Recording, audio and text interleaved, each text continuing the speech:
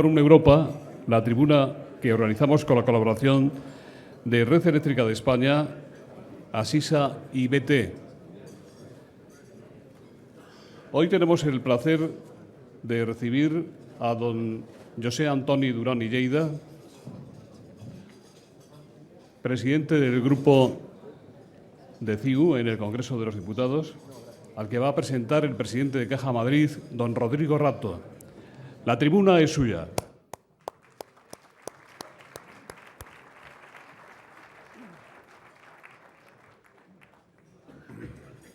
Buenos días, señor presidente del Congreso, señor ministro, autoridades, señoras y señores.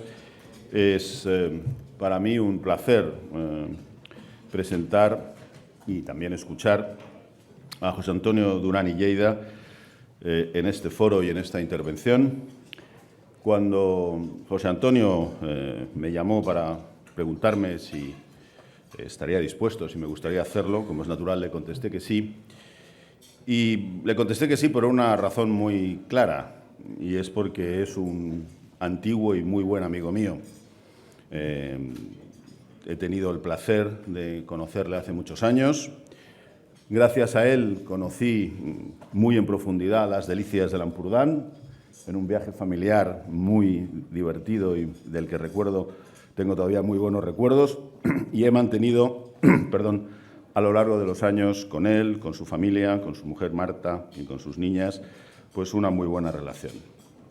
Y como no, compartimos muchos amigos y los dos estamos sometidos a la batuta del señor Sánchez Llibre, que, como bien sabemos, nos dirige un poco a todos. ¿Verdad? Hay otras voces que lo dicen, sí, sí.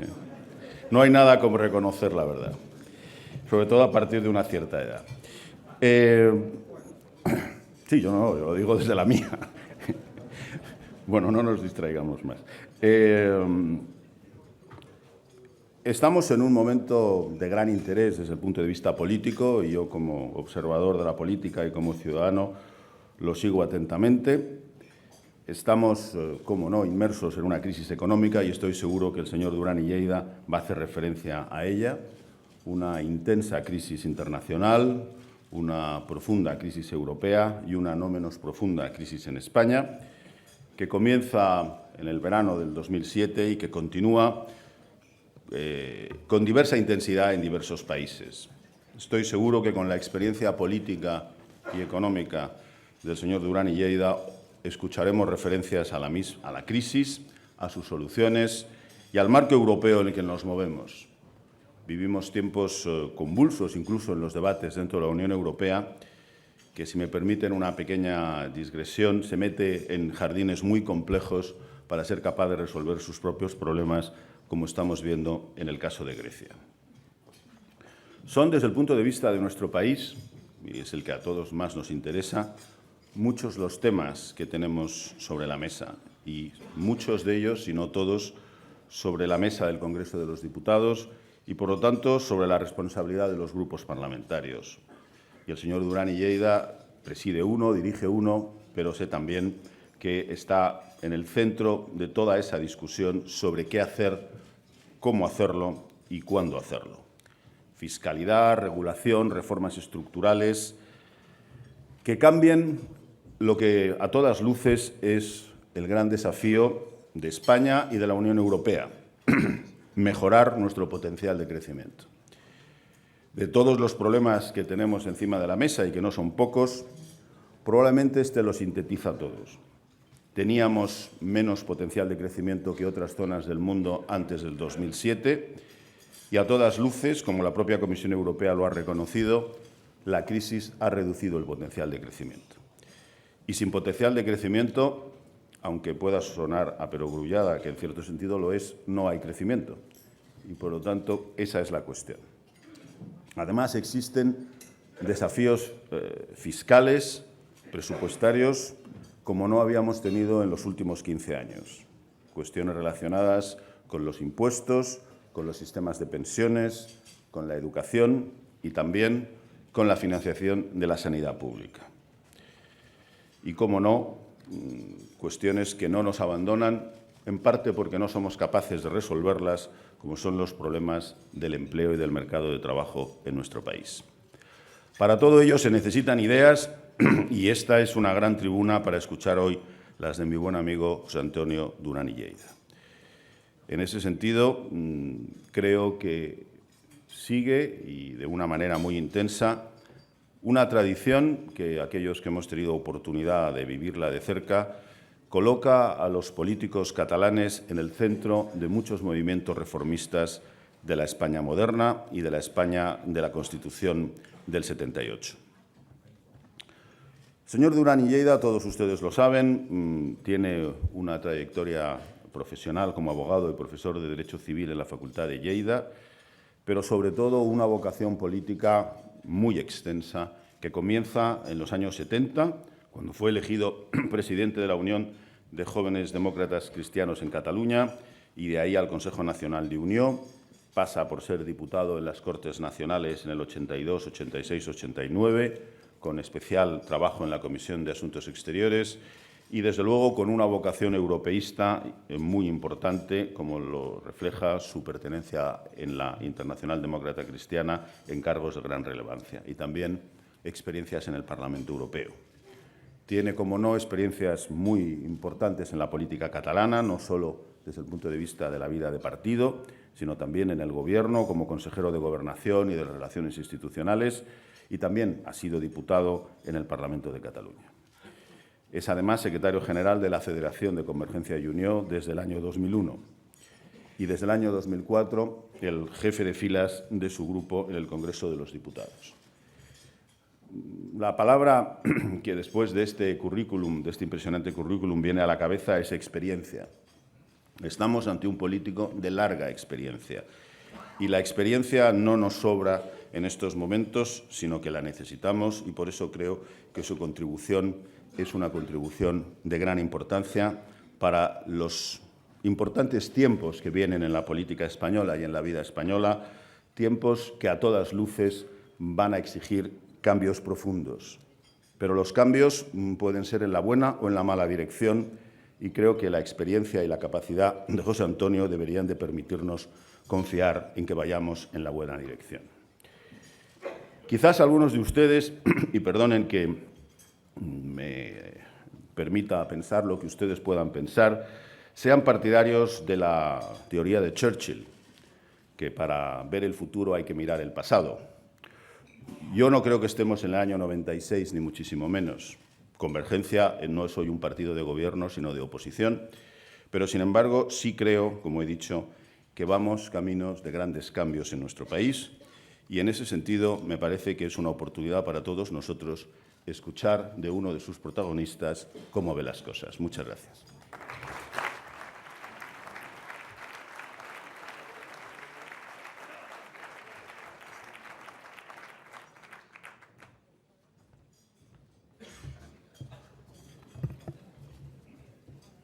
Señor ministro, señor presidente, señor ministro, secretarios de Estado, compañeros, portavoces, diputadas, diputados, señoras, señores y señoras embajadoras.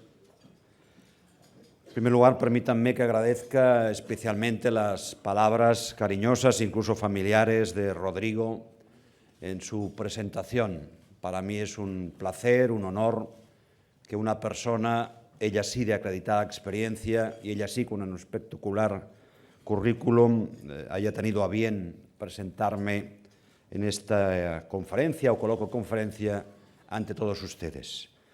Agradecer especialmente al presidente del Congreso, que creo que es la primera ocasión que va a no presidir una sesión parlamentaria, excepción que le agradezco y que en cualquier caso me hago responsable ante cualquier instancia que pueda criticarla, y le excuso porque sé que tendrá, junto con el señor ministro, que irse antes de lo que seguramente acabe esta conferencia coloquio.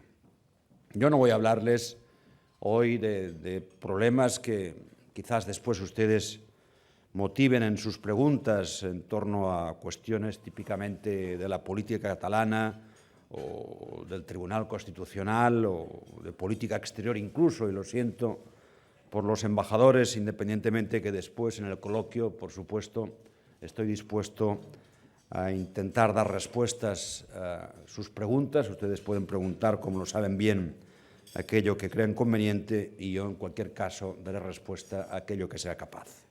Les voy a hablar, como anunciaba ya Rodrigo Rato en su presentación, de economía, y básicamente, por no decir exclusivamente, de economía. Y lo hago a partir de dos razonamientos que me parece importante recordar. Los dos han sido citados también por Rodrigo Rato.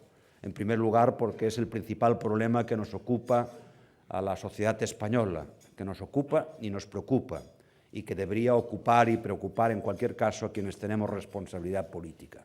Y en segundo lugar, porque es cierto que, sin sonrojarme, Convergencia y Unió, a lo largo de su historia en Madrid, y aquí está Miquel Roca como testimonio acreditado de esa brillante historia, ha sido y creo que ha merecido un activo importante en cuanto a sus propuestas y en cuanto a su política económica, siempre en defensa de algo a lo que después haré referencia, que es al emprendedor y a la capacidad de generar riqueza para después repartirla de quienes, a partir de esa condición de emprendedor, lógicamente activan y hacen funcionar sus empresas.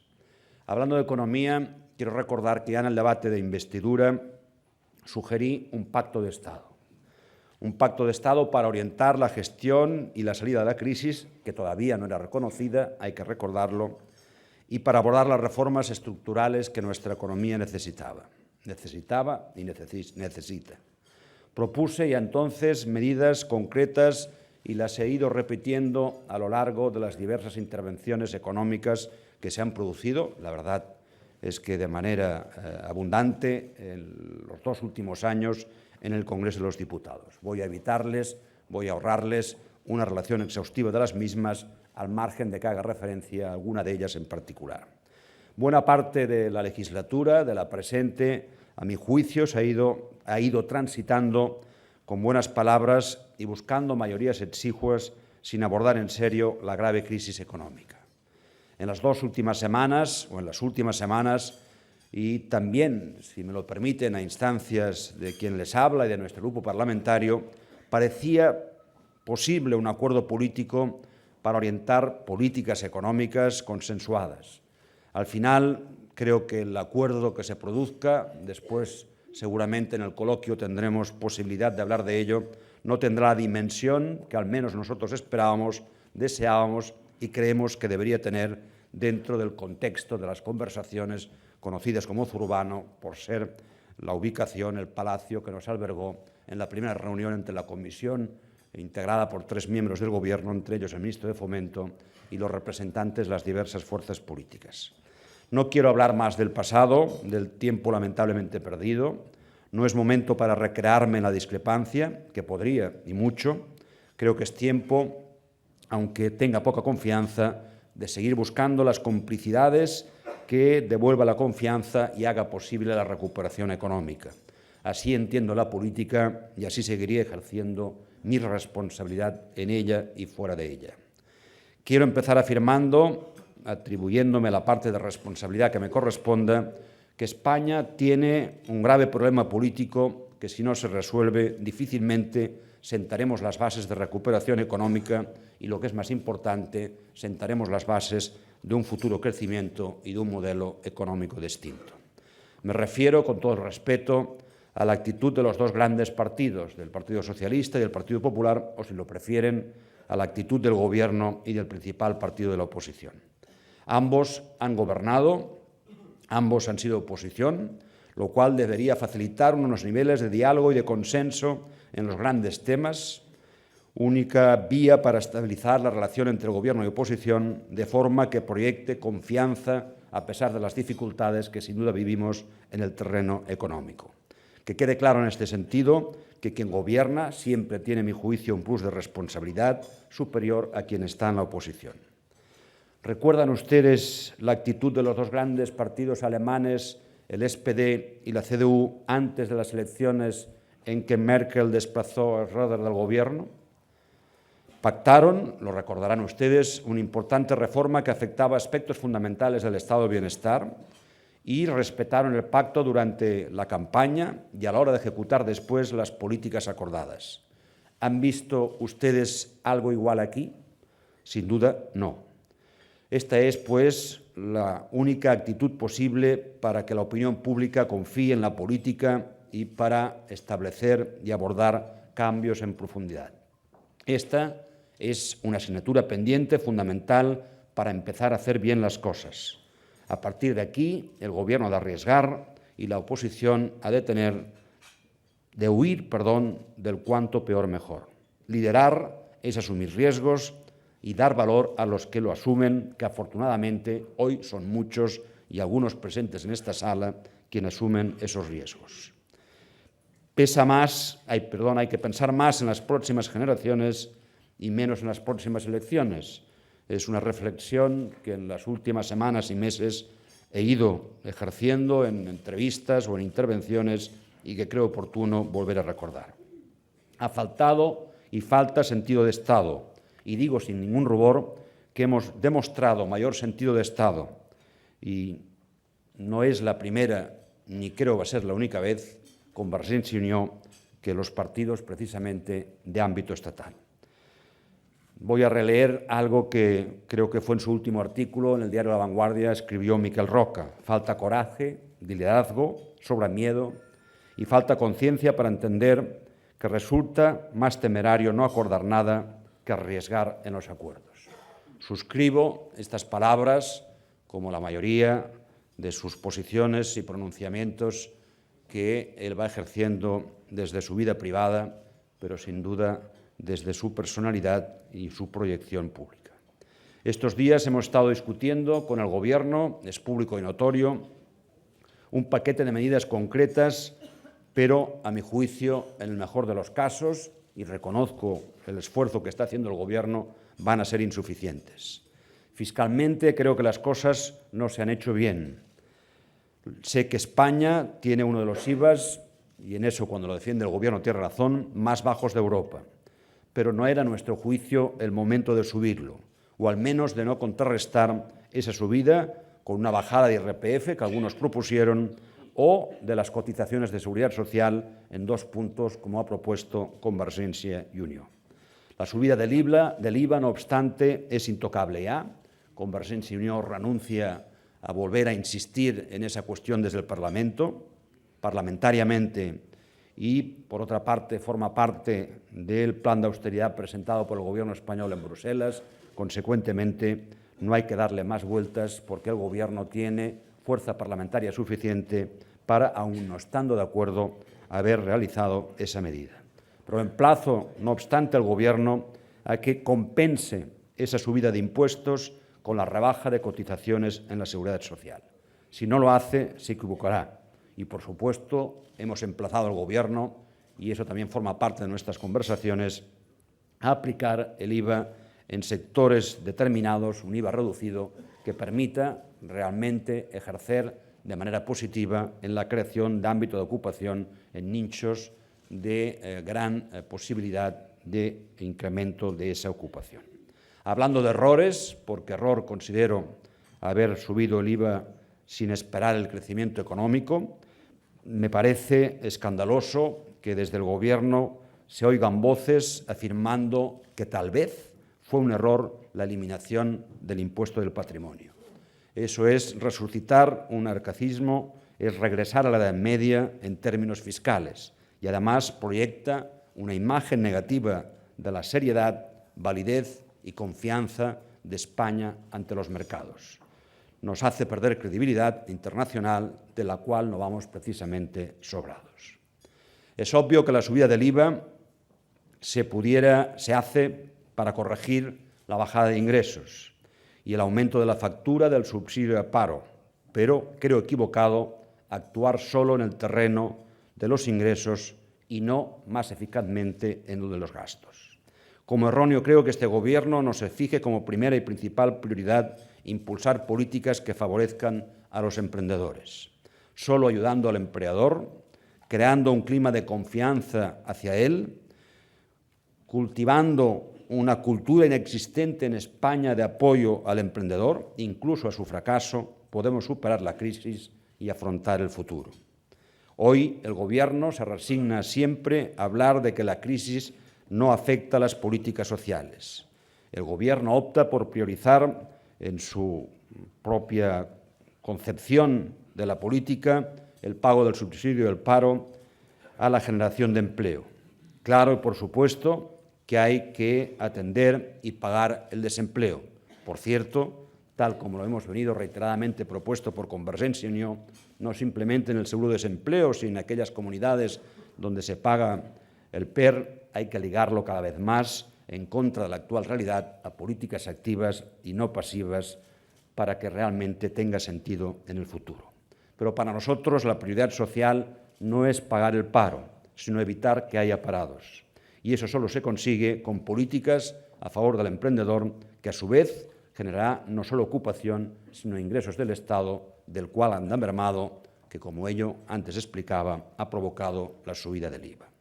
Más allá de la fiscalidad y de las medidas que podamos adoptar en el marco de lo que dije, acuerdo de Zurbano, sigo defendiendo la necesidad de un pacto para afrontar con realismo y rigor reformas de nuestro sistema económico. La crisis no se resolverá por sí sola, ni tan siquiera por arrastre de otras economías vecinas. Depende especialmente de nosotros y nosotros debemos ser conscientes que no saldremos de ella sin sacrificios. He hablado en varias ocasiones que más allá de crisis económica y financiera, España vive también una crisis de valores y no quiero hoy dejar de hacer referencia a ello. Y esta crisis de valores no se puede ignorar si se piensa en el futuro. Además, los valores no se pueden decretar en el boletín oficial del Estado. Hay que sembrarlos, regarlos, cultivarlos. Un grupo de economistas, intelectuales, profesores de universidad, elaboró y hizo público un documento bajo el título Crisis, ética, moral y valores, una reflexión abierta. Y me siento muy identificado con él. Los beneficiarios del estado de bienestar han sido, a mi juicio, enormemente mal interpretados, transformando nuestra sociedad y deteriorando los valores, comprometiendo generalmente y gravemente el principio de responsabilidad de nuestros propios actos.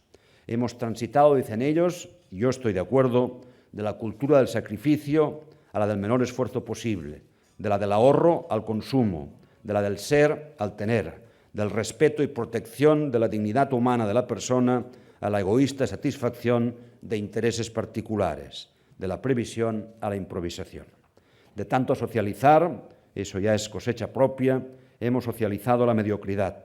De tanto socializar, somos cada vez más dependientes del Estado que de la familia.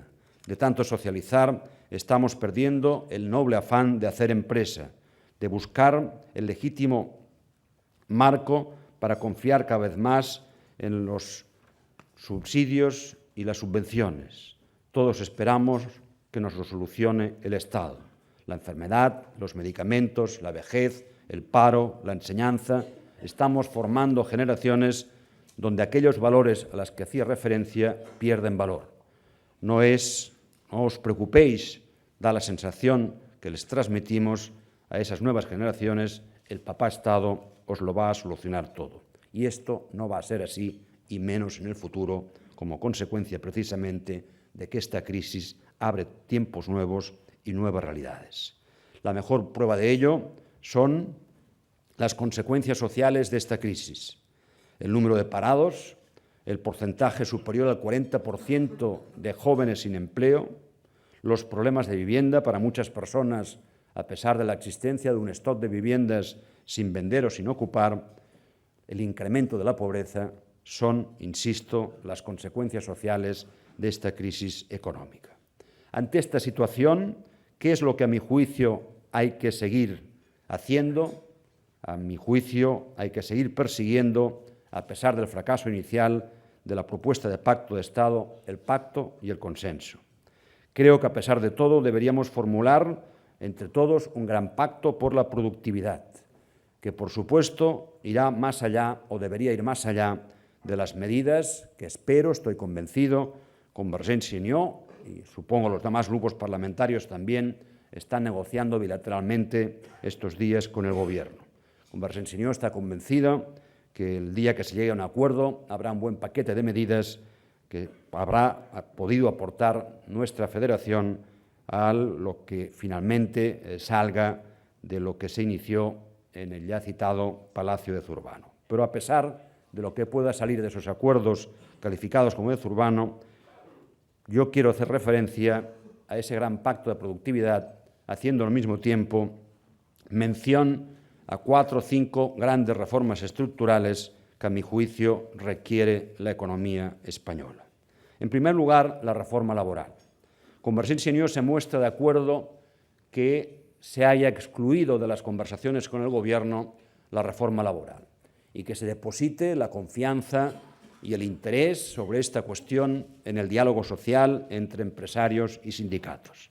Pero creemos que no deben eternizarse esas conversaciones y que hay que dar un plazo prudente, pero un corto plazo, para que esas conversaciones tengan efectos positivos. Si no es así, yo creo que en el mes de mayo el Gobierno y el Parlamento deben subsidiariamente, por no decir principalmente, asumir sus responsabilidades. Al fin y al cabo, quien gobierna no son ni los sindicatos ni la patronal, sino el Gobierno y, en cualquier caso, bajo la perspectiva del control e impulso del Parlamento.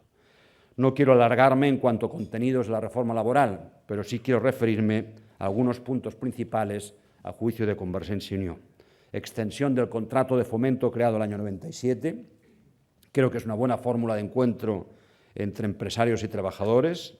Reformar los contratos en prácticas, la colaboración que hemos defendido siempre de los servicios públicos y privados de empleo, mejorar y aproximar la negociación colectiva a la empresa, referenciando salarios a productividad, abordar el problema del absentismo laboral, aprobar y abordar la flexibilidad interna en las empresas son, a mi juicio, líneas maestras e incluso rojas de esa futura reforma laboral. Un segundo aspecto que, sinceramente, creo que España debe abordar y que en muchas ocasiones, por no decir prácticamente, no forma parte de la agenda política. Me refiero a la racionalización de nuestros horarios. Los horarios laborales en España son un lastre para nuestra productividad, para la conciliación familiar e incluso para la propia culturalización de nuestra sociedad. Trabajamos una media de 240 horas más que los europeos y somos menos productivos que los europeos. Esta semana pasada, o esta misma semana, me parece recordar, la Cámara de Comercio americana ponía precisamente el dedo en la llaga en referencia a este problema. Es, por supuesto, una reforma que requerirá el apoyo de todos, de sindicatos, de trabajadores, de empresarios, de políticos, de medios de comunicación, pero es algo que, sin duda, España debe abordar y los políticos debemos incluir en nuestra agenda. En tercer lugar, quiero referirme a la reforma de la administración pública y de la función pública en sí misma.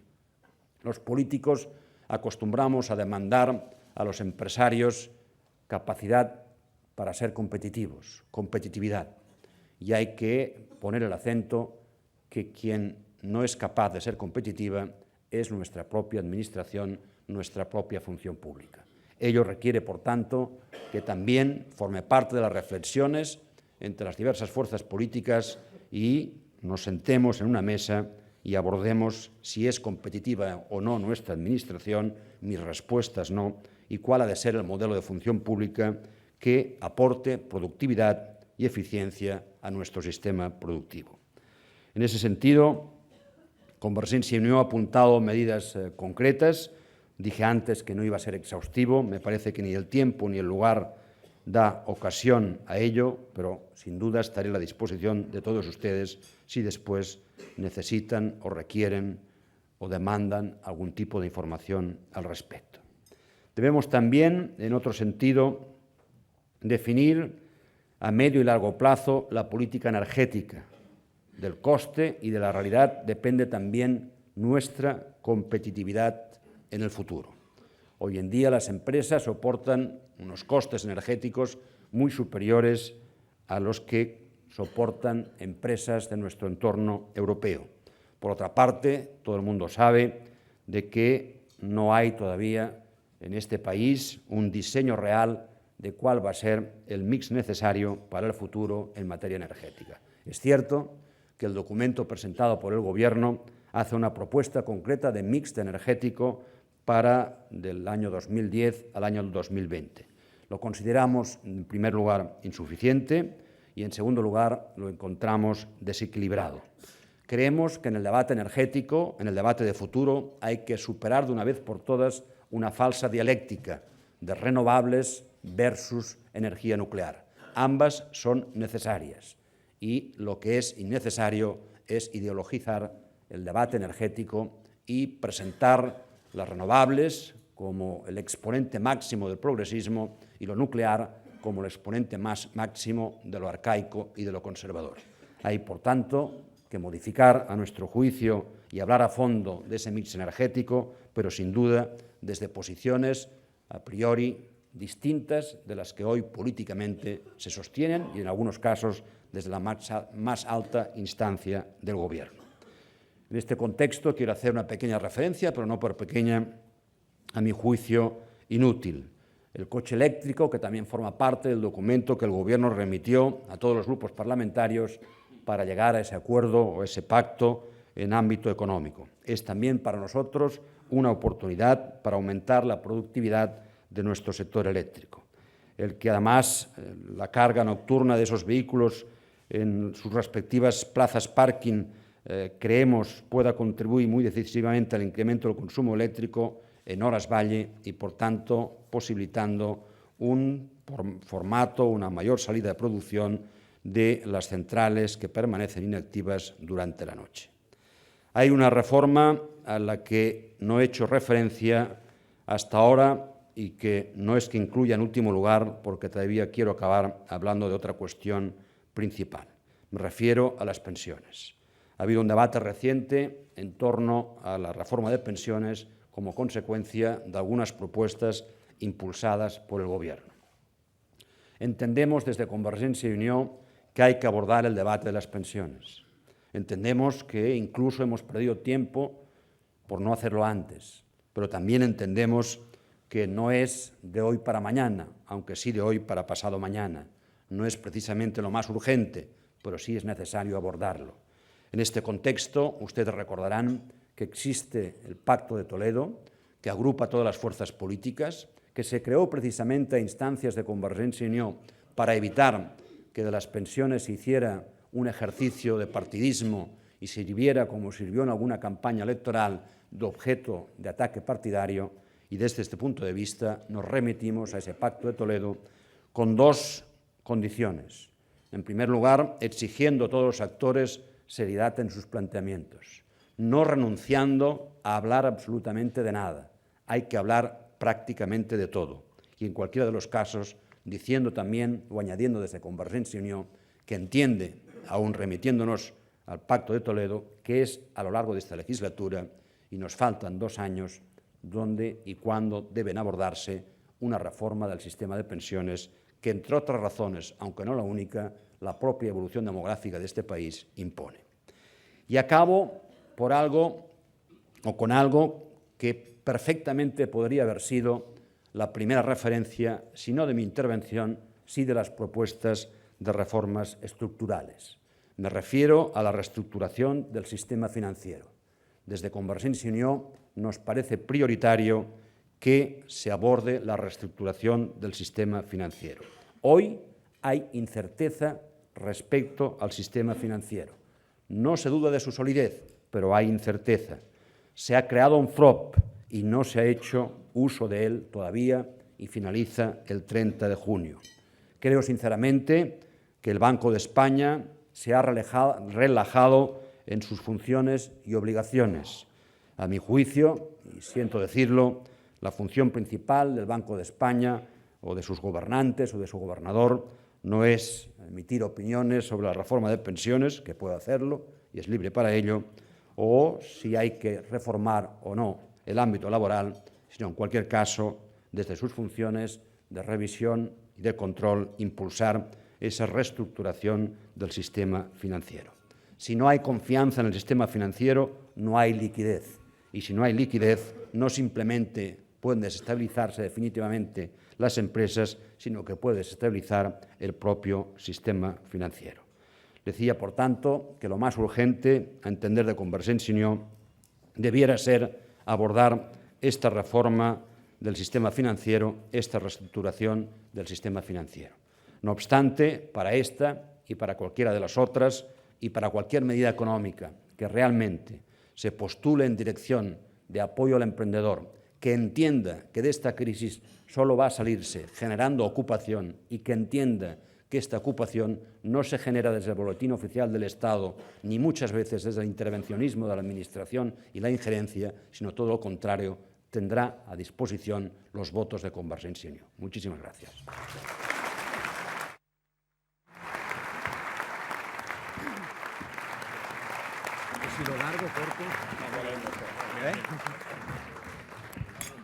Muchas gracias, señor Durán, por su intervención. Muchas gracias, señor Rato, por su introducción. El moderador del coloquio de hoy será el delegado de La Vanguardia y su director del periódico en Madrid, don Enric Juliana. Buenos días. Hay bastantes preguntas, algunas de corte económico y también, evidentemente, de perfil político. Quisiera arrancar con la pregunta que el moderador tradicionalmente tiene derecho a efectuar en primer lugar. Mientras usted hablaba, señor Durán, yo he estado repasando rápidamente, para no perder el hilo de lo que decía, los acontecimientos de los últimos meses, los acontecimientos políticos, y veía lo siguiente, ¿no? Veía en otoño a Convergencia y Unió liderando, o cuando menos jugando un papel relevante en las consultas soberanistas en Cataluña, y veo hoy, mes de marzo, esta sala repleta y con la presencia de las más notorias personalidades, no solo de la política, sino también de la economía española, lo cual me conduce a una doble impresión. Primera, la de un cierto realismo mágico, que es algo que en muchos aspectos impregna siempre a la política española, y segundo, la constatación de un auténtico virtuosismo de Convergencia, porque en un plazo de pocos meses ha logrado hacer una cosa importante, que es mantener la iniciativa política en Cataluña y recuperar la iniciativa política en España, como ha dicho el señor Rato, ocupando de nuevo el centro de un proyecto reformista español. No le voy a preguntar sobre si hay una aparente contradicción entre estas dos posiciones, porque usted seguramente me respondería que el objetivo lógico de Convergencia es obtener la más amplia mayoría en las próximas elecciones catalanas, pero sí quisiera preguntarle si la Convergencia que regresa al centro del proyecto reformista español es la misma Convergencia del año 96, la Convergencia del año 93, o se ha producido en este periodo, digamos, de ascetismo en la oposición, una cierta modificación genética de su formación política. Muchas gracias. Vamos a ver, en primer lugar, yo estoy exactamente en el mismo lugar en el mes de marzo del 2010, que el octubre del 2009, que el julio del 2008 y que el enero del 2006 y que el 93 y que el 96 y etcétera, etcétera. Yo no considero que me haya movido de lugar. Convergencia y Unió ha respetado, que no ha impulsado, las consultas populares o soberanistas o como quiera usted denominarlas. Ahí ha habido actitudes, ya no digo de partidos, sino personales distintas. A mí no me ha visto usted en ninguna población haciendo ningún acto político en favor de esas consultas, que respeto, pero que en cualquier caso conducen a lo que conducen y a la vista está.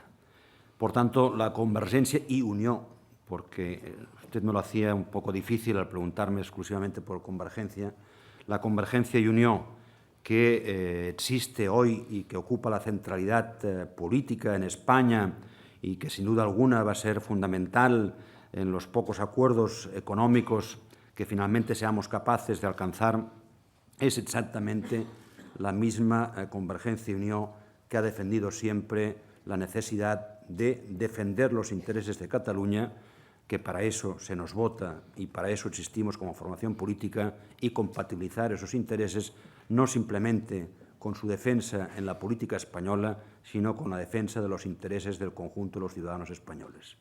A mí España me interesa, por supuesto, y mi vocación política nace desde Cataluña, pero España y a nuestro grupo parlamentario nos interesa. Y yo quiero, sinceramente, y creo que aquí en la sala hay muchas personas respetables, con sentido y conocimiento suficiente y amplio de cuál ha sido la labor de Convergencia y Unió a lo largo de toda su existencia, como para que reconozcan que nuestra aportación ha sido decisiva y sigue siendo decisiva en la política española. En ningún momento, aunque alguien en Cataluña pudiera estar interviniendo directamente en un mitin apoyando una consulta popular, que no como tal Convergencia y Unió, en ningún momento Convergencia y Unió ha dejado de tener el sentido de Estado que siempre ha demostrado desde los cimientos que en su día Miquel Roca estableció como métodos operandi y como actitud de Convergencia y Unió en la política española. Estábamos donde estábamos. Es verdad que en los últimos tiempos ha habido, a raíz de un debate que no quiero reproducir, estatutario, ha habido desencuentros mayores que en otras épocas. Y es verdad que seguramente, y en España quizás no haya suficientemente el número de personas que se den cuenta de que no es bueno que no exista una relación tan fluida y tan positiva como antes entre Cataluña y el resto de España. Eso no es bueno para Cataluña, pero tampoco es bueno para España. Yo al menos soy consciente de ello. Espero que muchos ciudadanos catalanes sean también conscientes de eso. Y espero, pero creo que no son muchos, que también muchos ciudadanos españoles sean conscientes de que la actual situación es necesariamente mejorable en beneficio de Cataluña y del conjunto de España. Muchas gracias. En una pregunta estrictamente política, del calendario político, aunque sin duda en situaciones de crisis adquiere mayor importancia. Los pactos de Zurbano han acabado, digamos, al menos por el momento, sin el lazo que parecía que el gobierno les quería dar, sin la formalidad final que fijase esa idea en la opinión pública. No se sabe cuál va a ser su concreción final, la forma final que pueden adoptar, y es evidente que ya nos vamos al final del semestre europeo y en septiembre empieza el nuevo curso político con dos interrogantes muy importantes. Uno de ellos las elecciones catalanas, que no tienen fecha pero que probablemente serán en el mes de noviembre, y un debate que en esta ocasión adquirirá una mayor importancia, una doble mayor importancia, que es el debate de los presupuestos del Estado. Por un lado, por su propio contenido, porque serán los primeros presupuestos que deberán afrontar prácticamente ya no la crudeza de la crisis, sino la urgencia de la crisis, y en segundo lugar, porque en esta ocasión la cuestión de la aritmética parlamentaria, que siempre es importante en los presupuestos, adquirirá todavía mayor importancia. Parece claro que esta intersección, elecciones catalanas, presupuestos 2011, puede ser altamente favorable para CiU. ¿Cómo la afrontarán? Bien, nosotros vamos a afrontar este calendario político y voy a detallarle las 3 etapas de la siguiente manera. Nosotros seguimos conversando intensamente con el Gobierno acerca de lo que pueda dar de sí los conocidos pactos y como tal puede denominarse de Zurbano. Estoy convencido, como decía en mi exposición inicial, que el documento final va a incorporar propuestas cuya paternidad va a ser claramente de Convergencia y Unió, pero dije también antes, y lo repito, que a mi juicio esos acuerdos son insuficientes para lo que requiere nuestra situación económica. Consecuentemente, vamos a continuar en la política española impulsando acuerdos, no siempre con el Gobierno. Nosotros aquello que entendemos podemos compartir, no ya con el PNV, sino con el Partido Popular, lo votamos conjuntamente. Y además soy de los que le insiste al Gobierno que en estos posibles contenidos de los denominados pactos, y que finalmente hay pacto de Zurbano, el Gobierno haga un esfuerzo para incorporar no simplemente propuestas de Convergencia y Unió, sino propuestas precisamente de otros grupos parlamentarios y especialmente del grupo mayoritario de la oposición. Convergencia y Unió tendrá, supongo que no se adelantarán las elecciones en noviembre, la posibilidad de ganarlas y espero de gobernar. Evidentemente las encuestas están orientadas en esa dirección, pero usted que conoce bien Italia sabe que los italianos, y aquí está también el embajador, testigo de privilegio, consideran que las encuestas son como un perfume, ¿no? Que hay que percibir su olor, pero que no pueden digerirse porque provocaría una indigestión, ¿no? Pues bueno, las encuestas sirven para eso, para saber la fragancia, por dónde van las cosas, para indicar, pero no hay que hacer caso al pie de la letra de los resultados que éstas prevén. Por tanto, a Convergencia y Unió le queda mucho trabajo por hacer para realmente confirmar no simplemente su victoria, porque nunca ha perdido, sino su condición de gobierno. Es evidente que la última encuesta publicada por su periódico pone de relieve que el cambio es deseado en Cataluña y que el cambio es posible en Cataluña. Pero el cambio todavía no se ha producido y la encuesta final es el día de las urnas.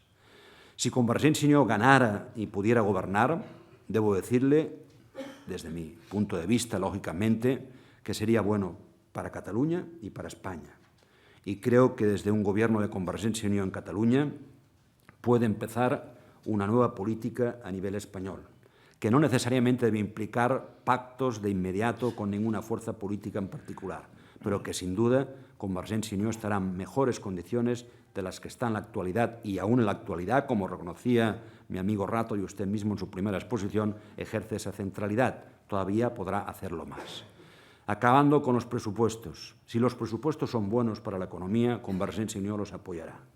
Convergencia y Unió no ha apoyado presupuestos anteriores porque a nuestro juicio no eran buenos, no eran útiles, no servían para afrontar el reto económico. Y la mejor prueba de que eso era así es de que el Gobierno, los dos últimos presupuestos, los ha tenido que rectificar al cabo de pocos meses o de pocas semanas. Por tanto, si el Gobierno presenta unos presupuestos adecuados a lo que nosotros entendemos desde la política presupuestaria debe hacerse para abordar la crisis económica, Convergencia y Unió, esté en la situación que esté, no tendrá inconveniente alguno en apoyarlos. Si, por el contrario, por mucho que Convergencia y Unió gobierne en Cataluña, por mucho que se abra una etapa distinta de intervención en la política española, si los presupuestos no se corresponden con aquello que estimamos necesario, Convergencia y Unió, sin temblarle las piernas, no va a votar esos presupuestos. Si no he interpretado mal, la hoja de ruta, que es la expresión que ahora está de moda y que se aplica ya casi para todo, sería la siguiente: las elecciones catalanas, la posibilidad, si los contenidos son mínimamente satisfactorios, de apoyar los presupuestos de 2011 y entonces una política, podríamos decir, en el caso de que Convergencia ganase, de pacto expectante, sobre todo teniendo en cuenta que al cabo de unos meses se producirán las elecciones locales y autonómicas, en el caso de Cataluña locales, con lo cual después ya prácticamente estaríamos en la recta final de la legislatura, es decir, casi podría concluirse que la posibilidad de un mayor compromiso orgánico de convergencia con la gobernabilidad española se produciría ya en la siguiente legislatura y con el ganador de las elecciones generales. Hierro en la visión del calendario. Bueno, la primera parte, un matiz. No si son mínimamente satisfactorios los presupuestos los va a votar Convergencia y Unió. Suprima mínimamente. Si son satisfactorios los presupuestos, a juicio de Convergencia y Unió, los puede votar, como los ha votado en otras ocasiones, a favor. Evidentemente, no esperen esta legislatura pactos estables de Convergencia y Unió en la política española, ¿no? Tendrían que cambiar muchísimo las cosas. Es evidente que el Gobierno no está en su mejor momento, no sé si va a mejorar esa posición y creo que seguiría exigirle demasiado y excesivo sacrificio a Convergencia y Unió en ese sentido, que llegar a acuerdos estables con un Gobierno que sin duda está en caída libre. Respecto a futuras legislaturas, tanto Artur Mas como yo hemos dejado claramente en más de una ocasión que no somos contrarios, en contra de lo que en otras ocasiones había sido regla o norma o actitud de Convergencia y Unió, no somos contrarios a implicarnos en la gobernabilidad de España, ¿no? Pero falta mucho tiempo y el tiempo en política, como usted sabe, es un valor de muchísima importancia para todo, pero especialmente en la política, y hay que dejar esa puerta abierta para cerrarla según se desarrollen los acontecimientos.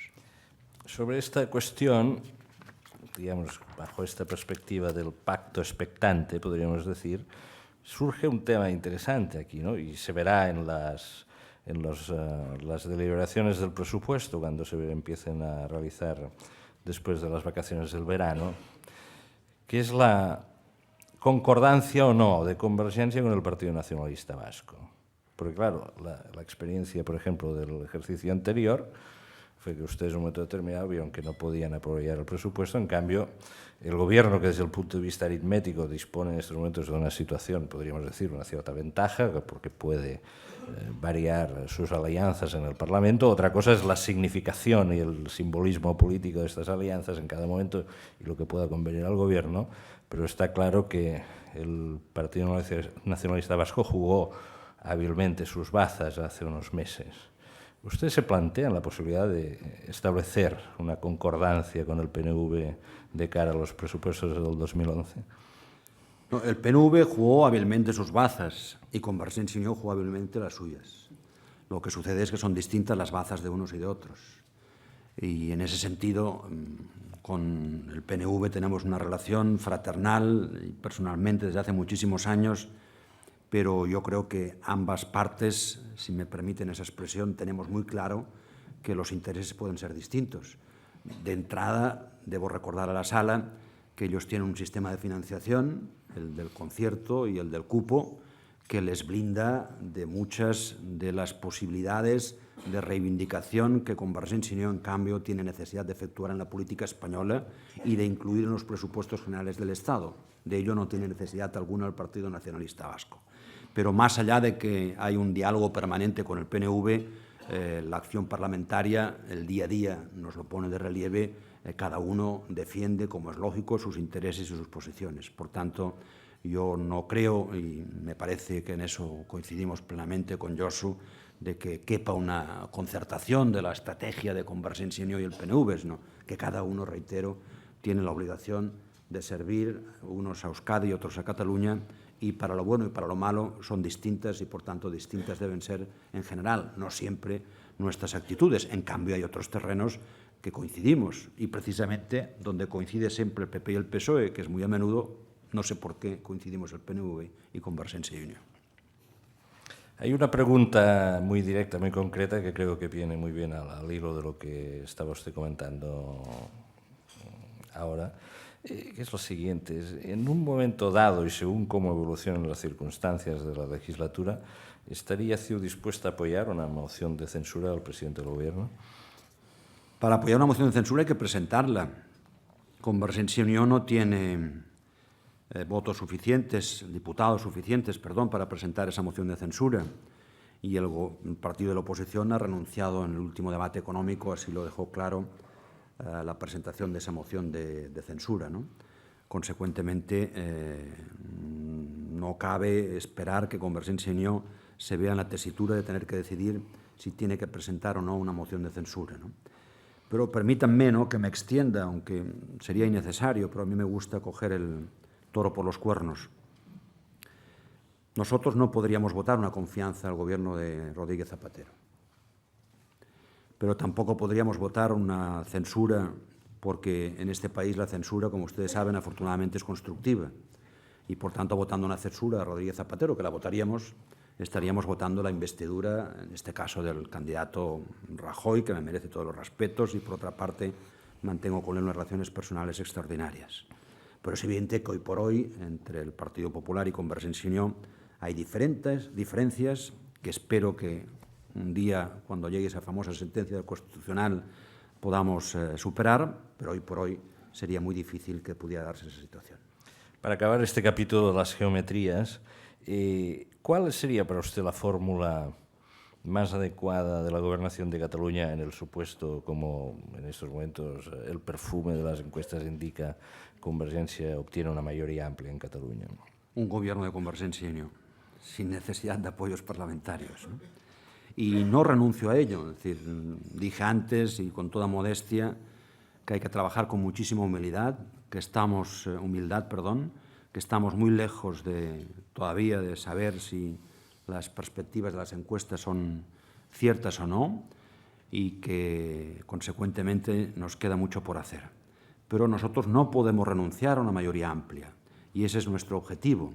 Y en cualquiera de los casos, le diría respecto a posibles pactos en el supuesto de que Convergència i Unió no obtuviera la mayoría necesaria para gobernar en solitario y que requiriese algún tipo de apoyo parlamentario, Convergència i Unió nunca gobernará de tal manera que pierda la centralidad de sus posiciones.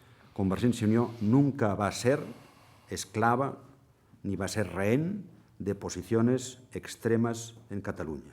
Convergència i Unió y el futuro gobierno va a garantizar la estabilidad y la centralidad en la política de Cataluña.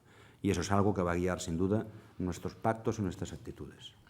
Ha citado usted el Tribunal Constitucional, la sentencia del Estatut. No le preguntaré qué sabe de ello, porque todas las posibilidades están ya publicadas, pero sí lo siguiente, es decir, la sentencia puede producirse, evidentemente, en cierta lógica debería producirse antes de noviembre.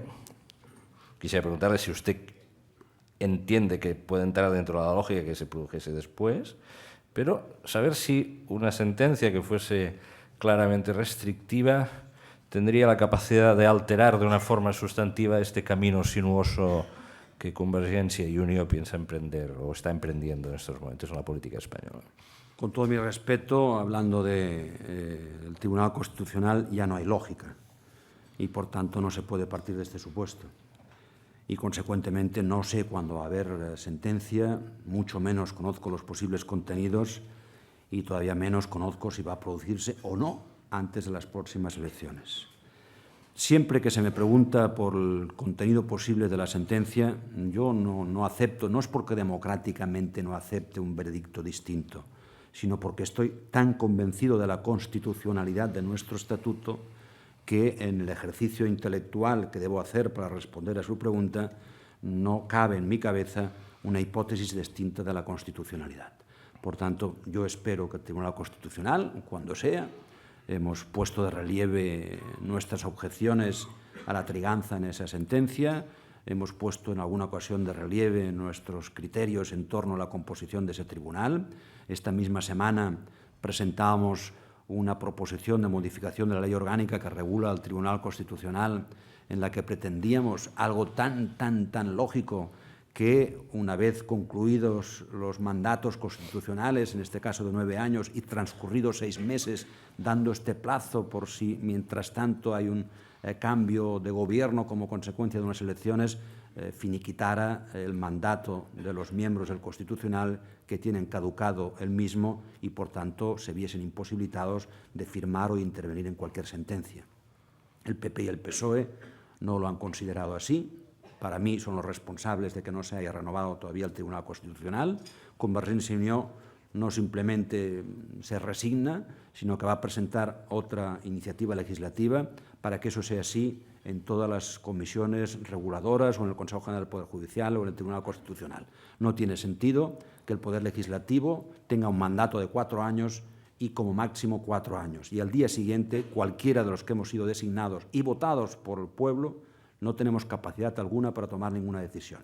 3/4 de lo mismo sucede con el Ejecutivo, con la variante de los 3-4 meses entre las elecciones y la toma de posesión del nuevo gobierno. Y, en cambio, otros órganos reguladores o el Consejo General del Poder Judicial o el Tribunal Constitucional puedan ver prorrogado su mandato 3, 4, 5 años más allá de lo que fija la Constitución. Eso no tiene sentido alguno.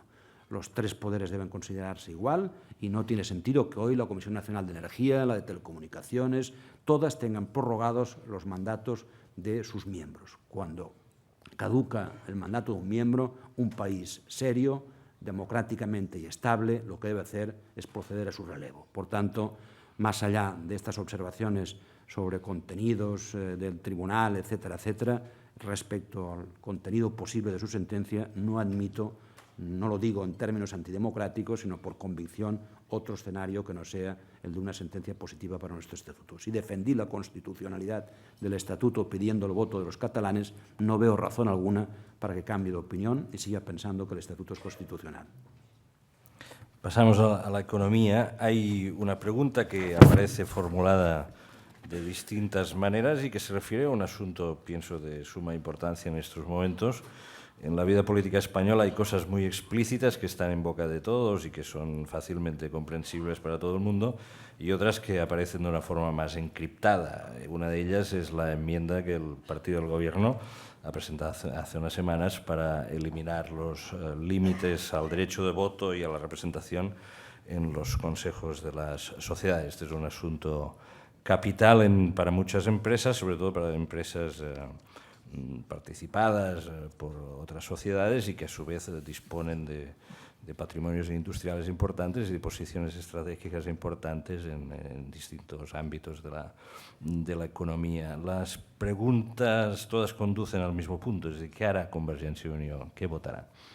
Pues todavía no tiene decidido su voto. Es una cuestión, por otra parte, que asumo personalmente.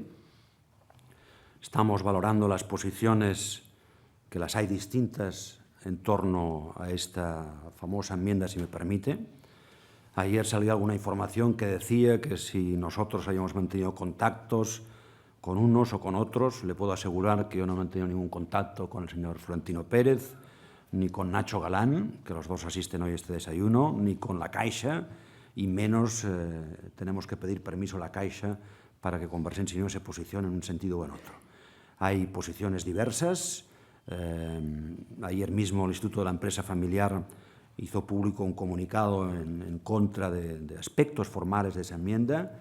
Hay cuestiones formales, hay cuestiones de fondo, y Convergencia y Unió las está valorando. Por tanto, cualquier persona que se atreva a decir que Convergencia y Unió ya tiene una posición adoptada se equivoca, e insisto que esta es una responsabilidad que voy a asumir muy personalmente como presidente del grupo parlamentario, sin perjuicio, lógicamente, de que será debatida y comentada con el resto de los integrantes del grupo parlamentario. No hay todavía posición de Convergencia y Unió, no hay todavía votación.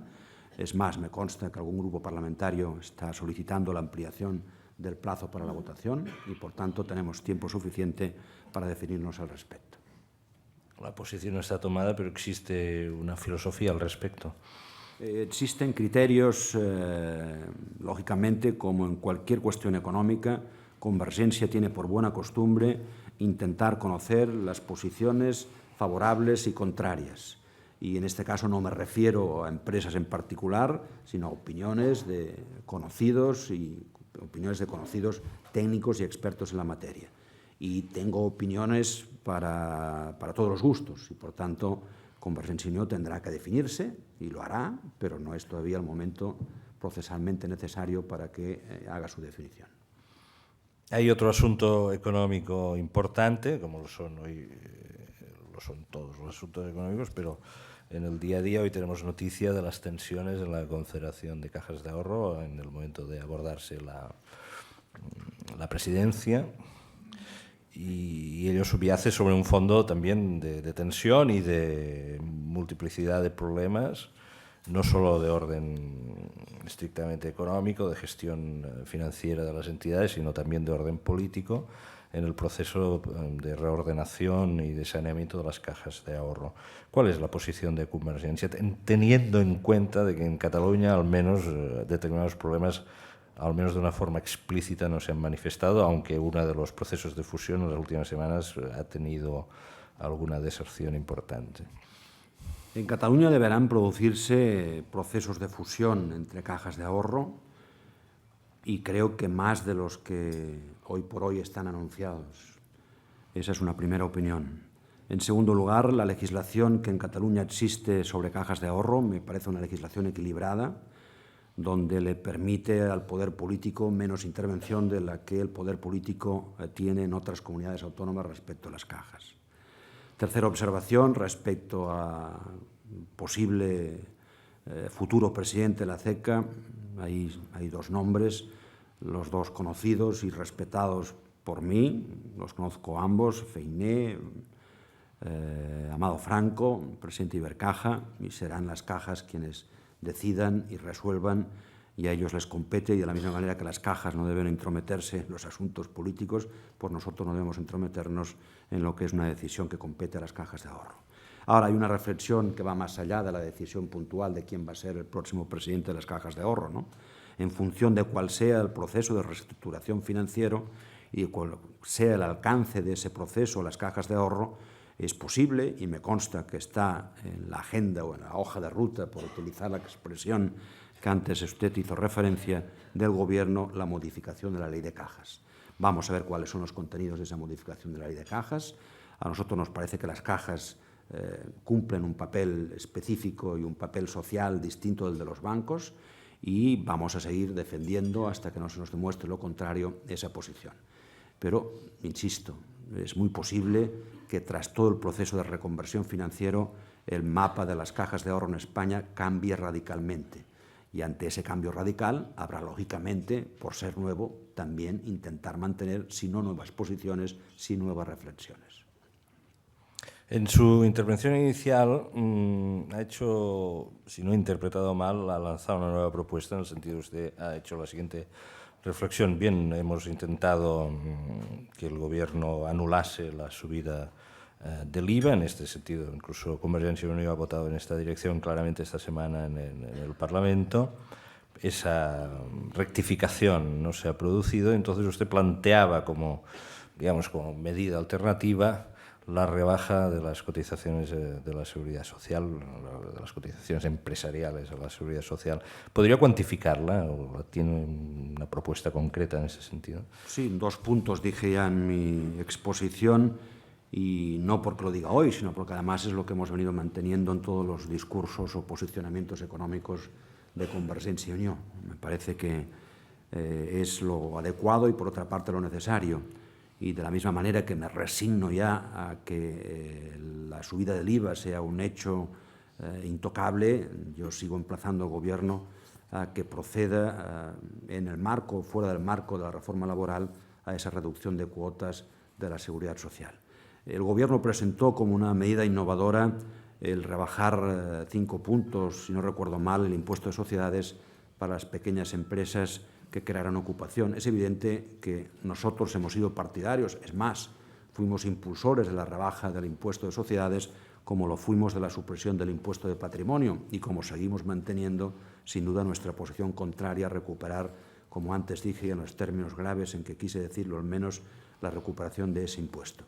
Pero nosotros consideramos que en estos momentos la reducción de las cuotas de la Seguridad Social es el camino y no el de actuar sobre el impuesto de sociedades, que estamos encantados en que se rebaje el impuesto de sociedades porque siempre se ha sido defendido, pero estos momentos no son momentos de beneficios en general y, consecuentemente, una manera directa de ayudar a las empresas a rebajar costes, incrementar productividad y competitividad y garantizar creación de ocupaciones actuando sobre las cuotas de Seguridad Social.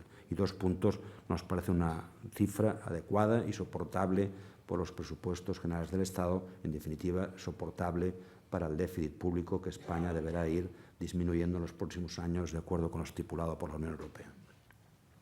Ha citado también en su intervención inicial, ha ido enumerando los distintos escenarios de negociación abiertos en estos momentos, que no son pocos. Uno de ellos es el de la reforma del mercado laboral, la negociación, la concertación social.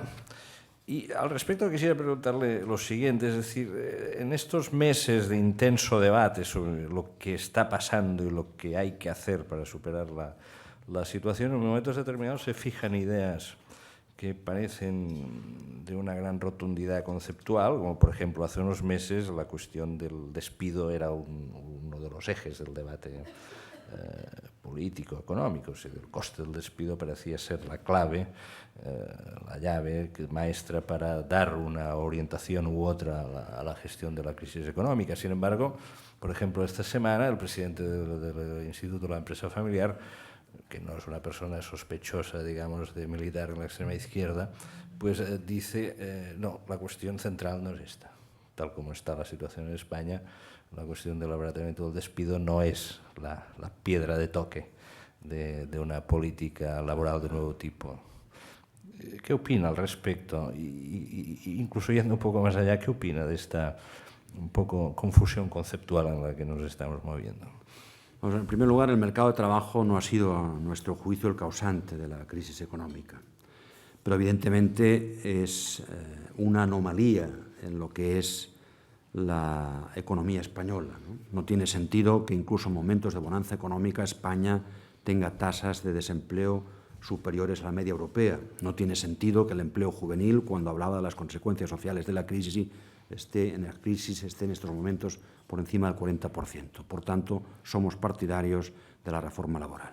Ahora, Convergencia y Unió tampoco nunca ha hecho del despido el eje principal de su propuesta de reforma laboral.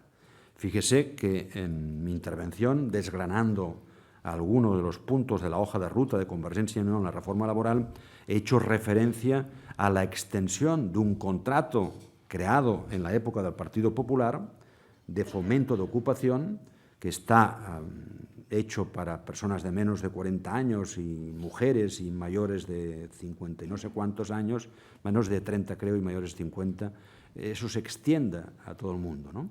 Y por tanto es un modelo que lo que pretende es acabar, y ese es el problema gordiano de la reforma laboral, que es la dualidad del actual sistema, entre dos formas distintas: el contrato indefinido, el trabajador, por tanto, que tiene asegurada su puesto de trabajo y que si se procede a un despido cobra una determinada cantidad, y el contrato temporal, que en muchas ocasiones no tiene ningún tipo de indemnización y que afecta en buena medida a parte importante de los contratados y dentro de los contratados a la población juvenil. Ese sí me parece el nudo gordiano de la reforma laboral.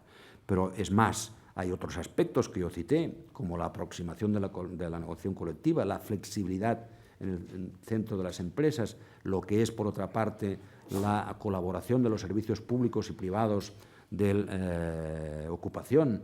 Todo ello son aspectos importantísimos. Lo que es enfocar y abordar de una vez por todas el absentismo, aunque no le guste a los sindicatos, el nombre es algo que hay que abordar en la reforma laboral. Y después, si usted me pregunta, que es, creo, el sentido principal de la misma, sobre el por qué el despido se ha convertido como el eje ideológico de esa propuesta de reforma laboral, a mi juicio porque el Gobierno ha sabido reconducir mediáticamente que cualquier propuesta que se hiciera desde cualquier formación política de la oposición sobre la reforma laboral equivalía a despido e incluso a veces despido libre. En más de una ocasión los dirigentes del Gobierno se han referido ante la opinión pública en esos términos, pero son términos falsos. Nadie está planteando el despido libre y nadie está haciendo de quienes demandamos la reforma laboral el tema del despido una cuestión básica. Es un tema más, pero sobre todo especialmente tendente a superar la actual dualidad entre temporalidad e indefinido. Y por otra parte, nuestro criterio, nuestra guía principal, nuestro hilo conductor de cómo debiera ser el futuro, las relaciones laborales, pasa, como no debiera ser de otra manera, por lo que Europa tiene establecido, por el concepto de flexiseguridad instalado en la Estrategia de Lisboa, que finiquita este año y que España deberá establecer las bases de su presidencia europea para que en el futuro pueda haber una estrategia alternativa. Esa es la posición de Convergencia y Unió al respecto. Ya, para acabar la última pregunta. Yo creo que usted, señor Duran, ha definido esta mañana muy bien un poco lo que es previsible en la política española estos 2 próximos años, que podría definirse casi como una situación de pactos expectantes, una especie de situación política de flotación o de decantación a la espera de que vayan ocurriendo cosas. Quisiera preguntarle lo siguiente.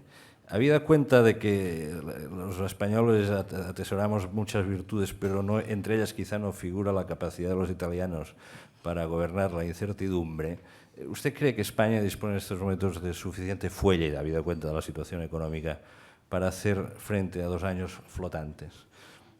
Va a ser muy difícil, sinceramente. Van a ser 2 años difíciles de la vida política y, consecuentemente, económica española, ¿no? Pero este Gobierno tiene capacidad, lo que no equivale a que, en mi juicio, sea condición suficiente, lo es necesaria, pero no suficiente, para formar mayorías alternativas y, por tanto, para no perder ninguna votación principal en el Congreso de los Diputados. Por tanto, yo creo que son 2 años donde va a haber un Gobierno, que es el Gobierno socialista, donde, en función de cuál sea la evolución económica, que por mi parte no coincide con los diagnósticos que hace el propio Gobierno sobre la evolución de la misma, tendrá mayor o menor capacidad para poder afrontar en su recta final las próximas elecciones, pero van a ser 2 años sin duda de incerteza política y 2 años que no van a poder proyectar la confianza necesaria y suficiente al mundo empresarial y a los mercados internacionales. Por muchos esfuerzos que se hagan, sin duda alguna, podrá siempre, domar un poco la actitud de los mercados internacionales, pero será a menudo, no tengo la menor duda, que sucedan episodios propiciados o protagonizados por el Gobierno o por la inestabilidad parlamentaria de este país que no ayuden en nada a esa proyección y transmisión de confianza. Es por ello por lo que entiendo que en esta situación debiera primar el intento de pacto y consenso y hacerlo asumiendo riesgos y sabiendo que pactar puede inicialmente aparentar que asumes responsabilidades que no te pertocan y que, por tanto, asumes riesgos que después te van a contabilizar en términos negativos los electores a la hora de someterte a su juicio en las urnas. Yo creo que es equivocado, yo creo que en España hay que afrontar reformas profundas, algunas quizás impopulares, pero pueden ser impopulares en un inicio y después, en cambio, ser perfectamente entendidas por parte de los ciudadanos. En gobiernos anteriores, y aquí tengo el placer de contar con la presencia de un excelente vicepresidente económico, se acometieron reformas importantes. Algunas de ellas inicialmente podían parecer que provocarían aspectos y influencia negativa en la opinión pública. La opinión pública lo entendió, la opinión pública y los ciudadanos son inteligentes y saben que las cosas no pueden ser como antes, saben que hay salida de la crisis, saben que la salida de la crisis significa empezar algo nuevo, algo positivo, pero algo distinto. Y que para empezar ese algo distinto se requiere sacrificios. En un pasaje de mi intervención, y con ello acabo, decía que estamos tan acostumbrados a que todo nos lo facilite el Estado que esta sociedad en ese sentido está enferma.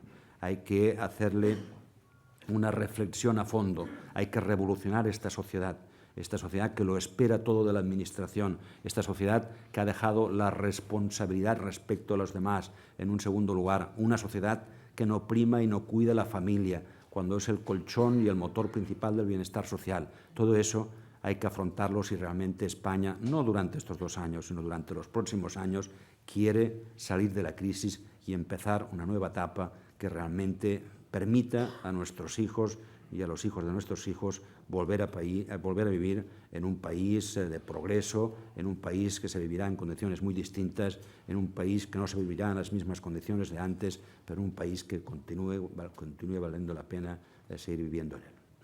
Muchas gracias. Y ya para concluir el acto, paso la palabra al señor Luis Villafuela, que despedirá el acto en nombre de los patrocinadores. Muchas gracias a todos. En primer lugar, en nombre de los patrocinadores British Telecom, Red Eléctrica y Asisa, dar las gracias al señor Josep Duran i Lleida por su intervención en este acto y al señor Rodrigo Rato por estar aquí también presente en la mesa. Bueno, creo que hemos tenido la inmensa suerte y también el placer de tener de primera mano a una persona quizá de las más preclaras e inteligentes y que quizás más simpatía suscita en la política española, y ver y oír de primera mano su análisis de la situación política y económica. Está claro que, independientemente del grado de sintonía y acuerdo que podamos tener los presentes con sus propuestas, agradecemos la sinceridad, la inteligencia con las que les ha presentado en el día de hoy. Muchas gracias de nuevo al señor Josep Duran i Lleida.